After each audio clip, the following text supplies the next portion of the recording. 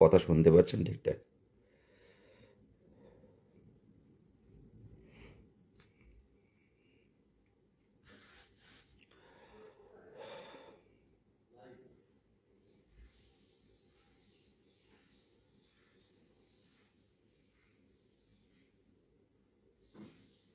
একটু কমেন্ট করবেন। কিছু তথ্য নিয়ে এলাম, একটু কমেন্ট করবেন। বেশিক্ষণ লাইভে থাকবো না, অল্প কিছুক্ষণ লাইভেই থাকবো। কি হলো আজকে বিষয়গুলো নিয়ে একটু ঠান্ডা মাথায় 10 মিনিট টাইম নেব একদম।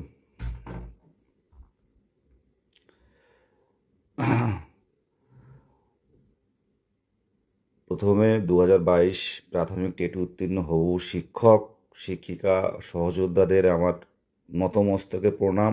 যারা এসেছিলেন এই প্রখর গরমে, যারা এসেছিলেন আজকে খুব কম সংখ্যক।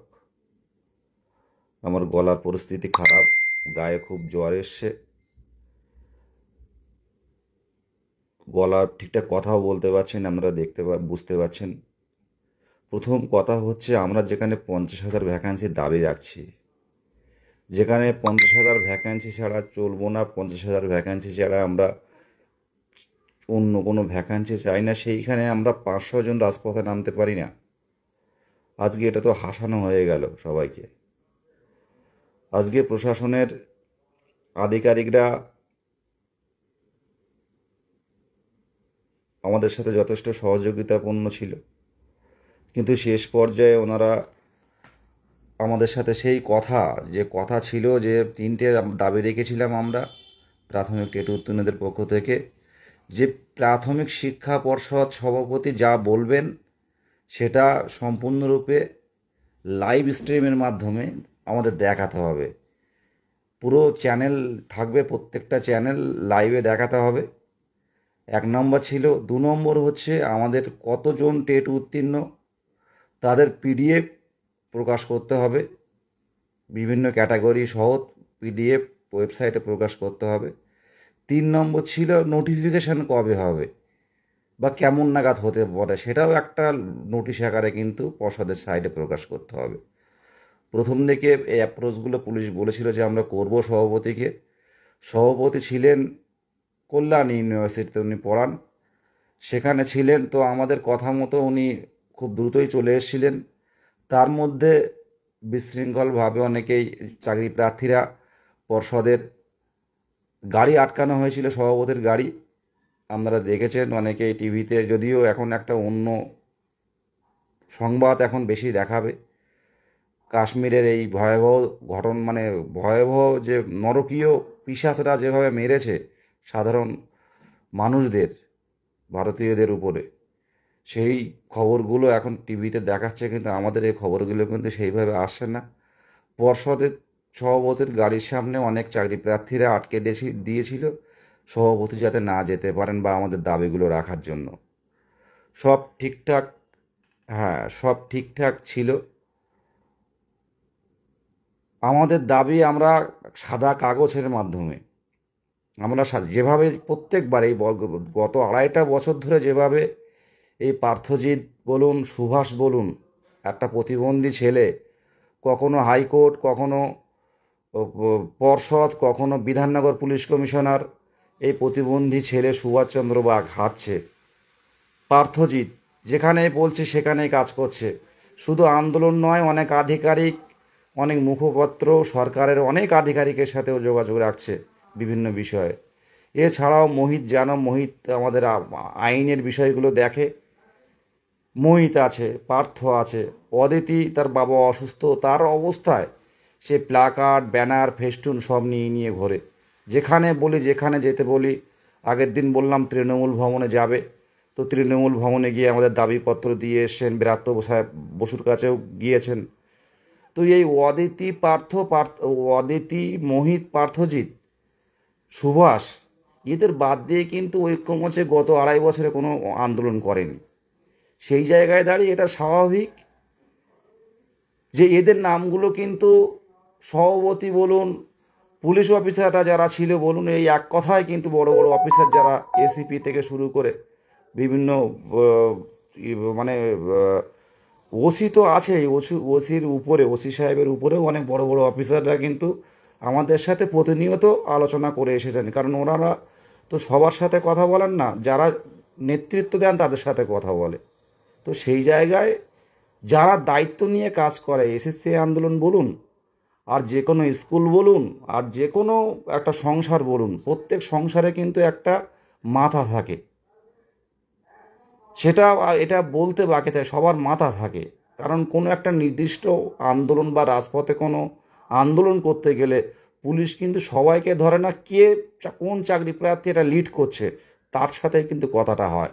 এটা হয়তো অনেকের খারাপ লেগে থাকতে পারে, কিন্তু আগে বুঝতে হবে বৃহৎ স্বার্থে একটা নৌকা যখন চলে বা একটা জাহাজ চলে, একটা এরোপ্লেন যখন চলে, সেখানে কিন্তু দু তিনজনের উপরে কিন্তু পুরো প্লেনটা কিন্তু ভর করে এগিয়ে চলে মহাকাশের উপর দিয়ে। সেই জায়গায় দাঁড়িয়ে এখানে বিভেদ বা এখানে সেটিং যে তত্ত্বগুলো এগুলো প্রকাশ করা হচ্ছে বিভিন্ন, যারা উত্তীর্ণ কিনা আমি জানি না। প্রথম কথা বলি, অনেকেই প্রশ্নভুল মামলা, অনেকে বিএড, অনেকে এনওএস, বিভিন্নভাবে, সবাইকে বলবো না আমি, তারা এই কন্ট্রোভার্সিটা তৈরি করার চেষ্টা করছে। কারণ দেখতে পাচ্ছে যে কলকাতা রাজপথে গত 2.5 বছর ধরে যারা আন্দোলন করছে, সেটা হচ্ছে 2022 প্রাথমিক টেট পাস ডিএলএড ঐক্য মঞ্চ। আজকে ইউটিউবে গিয়ে আপনি সার্চ করবেন, ইউটিউবে গিয়ে, আমি এটা বেশি বলছি না, আমার নামটাই সার্চ করে দেখবেন, সেখানে আমার কোনো ইউটিউব চ্যানেল নেই, কিন্তু 2.5 বছর ধরে যে আন্দোলন করে এসছি, এটা আলাদা করে কাউকে বোঝানোর দরকার নেই যে বিদেশ গাজীটা কে। এখানে বোঝানোর কারো দরকার নেই, আপনারা সবাই জানেন, প্রত্যেকেই জানেন যে বিদেশ গাজীটা কে বা স্টেটের কে, এটা কাউকে বোঝানোর দরকার নেই। টেট উত্তীর্ণরা ছাড়াও কিন্তু বাইরের অনেকে জানেন যে আন্দোলনটা লিড করে কারা। প্রশাসন তো জানেই, বিধাননগর থানা, উত্তর, দক্ষিণ, পূর্ব থানায়, যে কোনো জায়গায় থানায় গিয়ে বলতে পারেন। সেই জায়গায় দাঁড়িয়ে লিড করতে গেলে তাদের নামটা দেয়া নেয়ার ব্যাপার নয়, নাম দেয়ার দিলেই চাকরি হবে। আজকে তো দেখলেন এসএসসিতে যারা লিড করছিল অনেকের নামই নেই যোগ্য তালিকায়, কি করবে? কিন্তু লিড করা কি থেমে যাবে? লড়াই প্রতিনিয়ত থাকে, আমি না থাকলেও অন্য কেউ চলে আসবে। এটা নিয়ে কন্ট্রোভার্সি তৈরি করছে যারা, তারা আমার মনে হয় প্রাথমিক টেট উত্তীর্ণরা নয়। আপনারা কোনোভাবেই, হ্যাঁ, আপনারা কোনোভাবেই এইসব নেগেটিভ কমেন্টে কান দেবেন না, ব্লক করুন।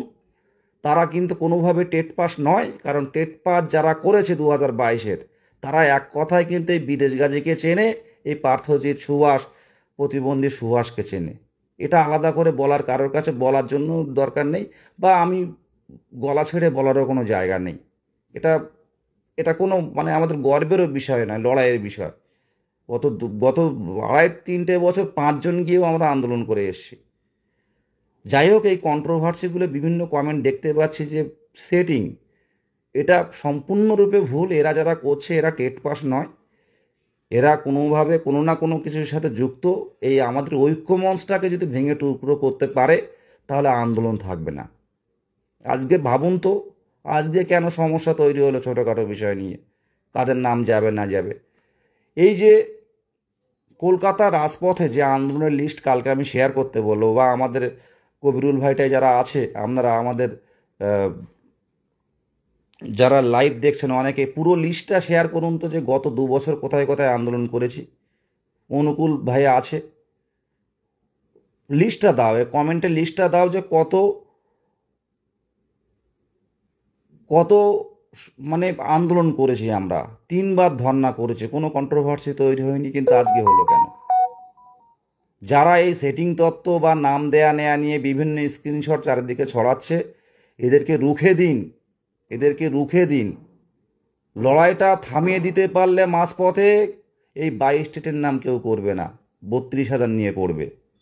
আর আমি কথা দিচ্ছি, ইন্টারভিউ নোটিফিকেশান ঐক্যমঞ্চ ছিনিয়ে আনবে কোনো না কোনোভাবে। সেই জায়গাটা তৈরি করেন। আজকে আন্দোলন আমরা করে আসলাম, কালকে কিন্তু আলোচনায় বসছি আমরা কোনো না কোনো কোথাও। আমরা হয়তো সন্ধ্যার পর হয়তো আমি কিছু জানাবো যে কি অবস্থায় দাঁড়িয়ে আছে। করতে হবে, শুধু আন্দোলন করলে হবে না, আন্দোলনের পাশাপাশি আলোচনারও দরকার আছে। কালকে সন্ধ্যাবেলায় লাইভ করবো একটা, যদি কোনো ভালো আমাদের নিউজ থাকে। সরকারের বিভিন্ন আধিকারিকের সাথে, সেই বিকাশ ভবন বলুন, এপিসি ভবন বলুন, আমরা কিন্তু কথা বলছি প্রতিনিয়ত। ঐক্যবদ্ধ থাকুন, গ্রুপের ঐক্যবদ্ধতা রাখুন। আর এই একটা সেন্সিটিভ বিষয়, ওবিসির জন্য এই ছেলেমেয়েরা অনেকে আসছে না। এটাও আমি একটু আগে চিন্তাভাবনা করছিলাম যে এত কম সংখ্যক আসার কারণ কি, যেখানে 3টে করে বাস আসতো পুরুলিয়া থেকে। একটা ঐতিহাসিক মিছিল আমরা করে দেখিয়েছিলাম, একটা কিন্তু কোনো কন্ট্রোভার্সি তৈরি হয়নি। ফ্যামিলির বাবাকে কিন্তু মানতে হবে, এটা মাথায় রাখবেন। আর স্কুলের হেডমাস্টারকে কিন্তু মানতে হবে, আপনার থেকে কম শিক্ষিত হলেও। এটা মাথায় রাখবেন। সব কিছু একটা সিস্টেমে চলে, ঠিক আছে? সিস্টেমের বাইরে গেলে সেই জাহাজটা চলে না, বা প্লেনটা চলে না, বা কোনো একটা স্কুলও চলে না, একটা সংসারও চলে না। সেই জায়গায় দাঁড়িয়ে সঙ্ঘবদ্ধ থাকুন। এই যে নেগেটিভ কমেন্ট দেখে আপনারা বিভ্রান্ত হবেন না। অন্যান্য গ্রুপে করতে পারে, আমার নামে তো সারাদিন ধরে একদল বলছে। কখনো বিএডের, সবাইকে বলেন, বিএডের কিছু ছেলে বলে, আমাকে কাছে স্ক্রিনশট আছে, এনওএসের কেউ কেউ বলে, বলতে আছে, বলতে বলতে একদিন থেমে যাবে, কিন্তু আন্দোলন থামবে না। এই ঐক্যমঞ্চ লড়বে। আর আমি যদি না থাকি, কি হতে পারে আপনারাই ভাবুন। আজকে একদিনের মধ্যে আন্দোলনের তৈরি করা, একদিনের মধ্যে, মানে আজ গতকালকেই আমরা বলেছি আজকে আন্দোলন করব। আমি 3টে লাইভ করেছি জাস্ট, সেখানেও তো অনেকে এসছে। সেই ভরসা করে তো উত্তরবঙ্গ থেকে অনেকে এসছে। ভরসা করতে হবে, মানতে হবে। অন্যের ভালো দেখে জ্বললে হবে না, পরিষ্কার কথা বলছি। আজকে যদি আপনারা এই জায়গায়, যদি আজকে এই এত কম সংখ্যকের জায়গায় যদি 300-400 জন কিংবা 500 জন আসতেন, আন্দোলনটা করে দেখাতাম। শেষ পর্যন্ত আজকে ধরে রাখতে পারলাম না। যারা দূর দূরান্ত থেকে এসছিলেন, কিন্তু সব কিছু জিনিসপত্র নিয়ে রাত্রে থাকবেন বলে তাদের কাছে আমি মর্মাহত। কিন্তু আগামী দিনে আমি চাইবো একটা সামনে একটা বড় ডিউরেশন রেখে, একটা 10-15 দিনের ডিউরেশন রেখে একটা বড় আন্দোলনের ডাক দেওয়ার জন্য। আর সেদিনই গৌতম পাল মহাশয়কে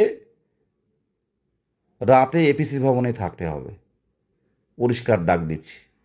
আর গ্রুপের মধ্যে কোনোভাবে কন্ট্রোভার্সি তৈরি করবেন না, বিভেদ তৈরি করবেন না। এই বিভেদের মধ্য থেকে কিন্তু আমাদের যারা বিরোধী, তারা কিন্তু ঢোকার চেষ্টা করবে।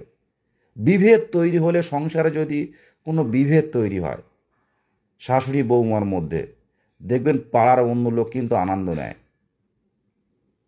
এটা মাথায় রাখবেন।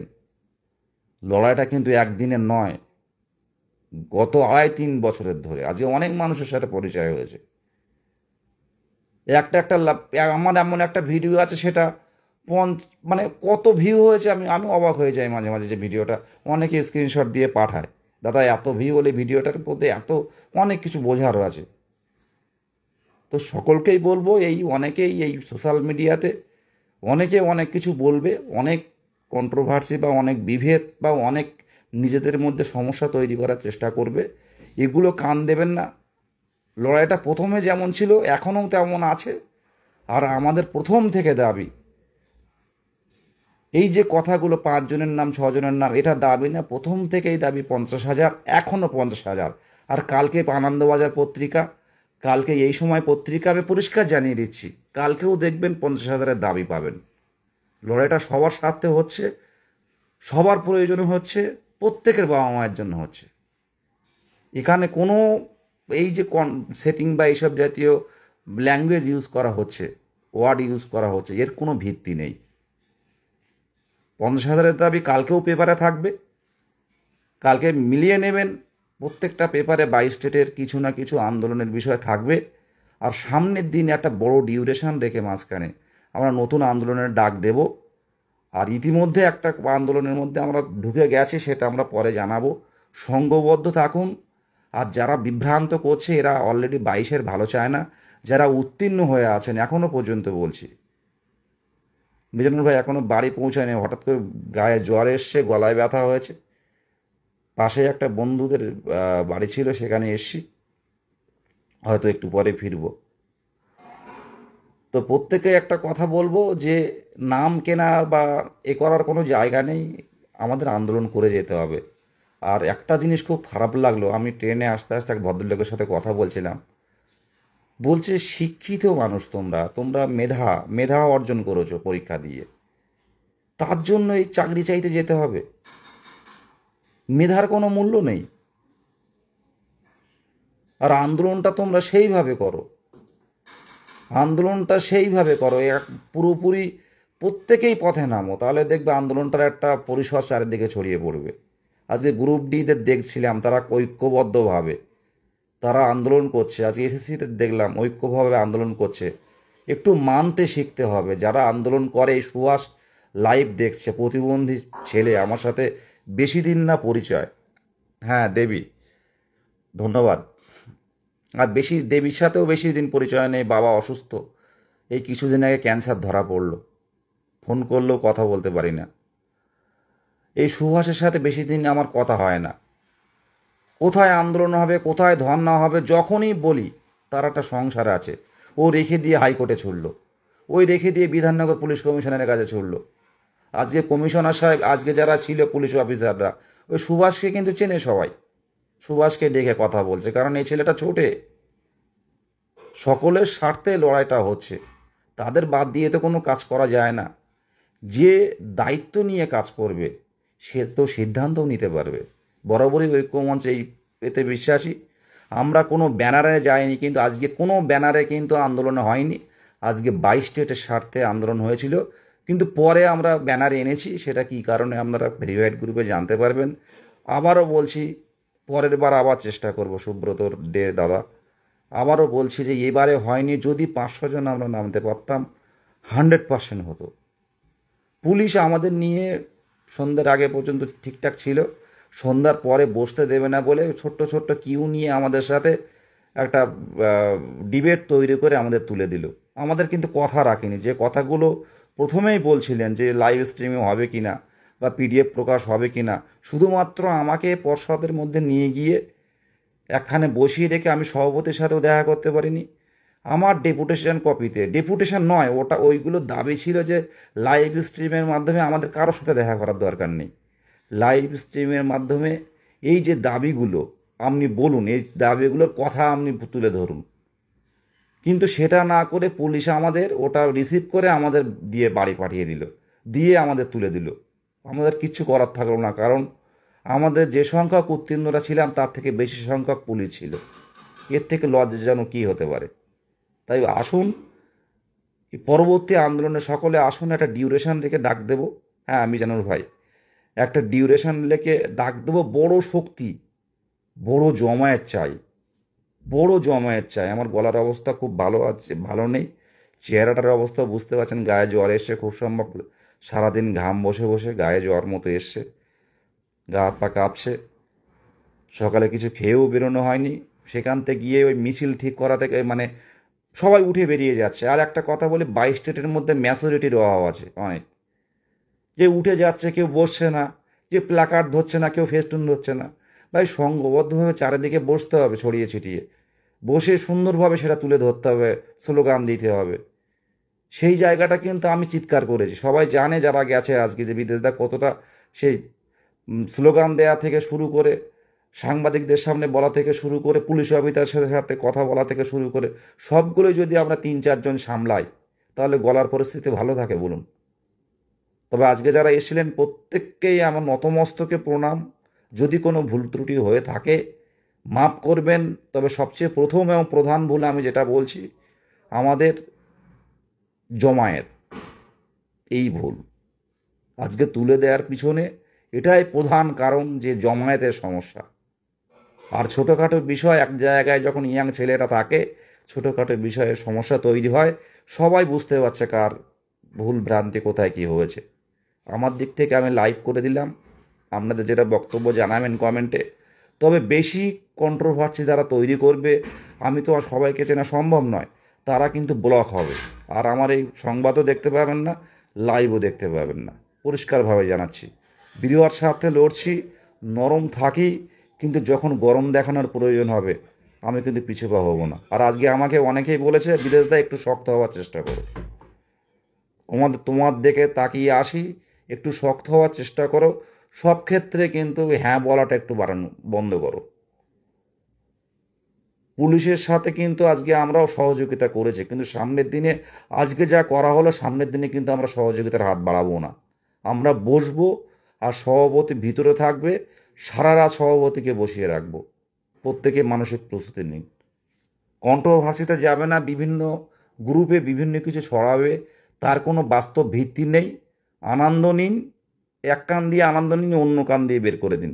লড়াইটা বৃহৎ স্বার্থে গত 2 বছর 2.5 বছর ধরে হচ্ছে, সেরকম চলতে থাকবে ধারাবাহিকভাবে। প্রত্যেককেই ধন্যবাদ, যারা আসতে পারেননি আগামী দিনে আসুন। আমি বলছি, গত ইতিহাস মানে পশ্চিমবঙ্গের ইতিহাসে প্রাথমিক টেট পাস করে কিন্তু খুব কম সংখ্যক বসে আছে এখনো পর্যন্ত। শুধু আন্দোলন নয়, শুধু সরকার বিরোধী নয়, হ্যাঁ আন্দোলনে নামলে সরকার বিরোধী কথা হবে, সাথে সাথে আলোচনাও চলবে, সাথে সাথে আলোচনাও প্রয়োজন আছে। শূন্যপদটা কিন্তু সরকার দেবে, এটা মাথায় রাখবেন। অবশ্যই দাঁতে দাঁত চেপে সরকার বিরোধী করব, সাথে সাথে তাদের কাছে রিকোয়েস্টও করব যে আমাদের শূন্যপদটা বেশি দেয়া হোক। তাদের হাতেই কিন্তু সব কিছু। ইন্টারভিউয়ের দাবিতে সরকার বিরোধী যেখানে যেতে হয় অবশ্যই যাব, আর শূন্য পদের দাবিতে আলোচনা করতে কিন্তু আমি প্রস্তুত থাকব, আমরা প্রস্তুত থাকব। একদম শরীরের যত্ন আপনারাও নিন। কষ্ট হয়ে এসছে, একদম পিচের রাস্তায়, এত গরম বলার মতো না, তার মধ্যে আপনারা বসেছিলেন। অনেকে বেড কভার থেকে শুরু করে মানে ব্রাশ থেকে শুরু করে সব কিছু নিয়ে এসেছিল, তারা চোখের জল ফেলতে ফেলতে চলে গেছে যে এত কম সংখ্যক এসে আন্দোলনটা করতে পারলাম না। যাই হোক, সবাই ঘুমিয়ে পড়ুন। আগামী দিনে আমরা খুব দ্রুত আমরা একটা কর্মসূচিতে যাচ্ছি, সেটা আপনারা ঠিক টাইমে আপনারা আপডেট পেয়ে যাবেন। এটুকুই। ভালো থাকবেন প্রত্যেকে, প্রত্যেকে ঘুমান। আর যারা রাস্তায় আছেন সাবধানে যান। উত্তরবঙ্গ থেকে যারা আসছেন কালকে ভোরে পৌঁছাবেন আপনারা, এটুকু বলছি, যান। এই পরিশ্রমটা বিফলে যাবে না। উপরে আছে কেউ না কেউ একজন আছেন, আল্লাহ বলুন ভগবান বলুন, একটা শক্তি আছে, এটা আমি বিশ্বাস করি প্রথম থেকেই। যেটায় যে বেশি টাইম দেবে, যেটায় যে বেশি পরিশ্রম করবে,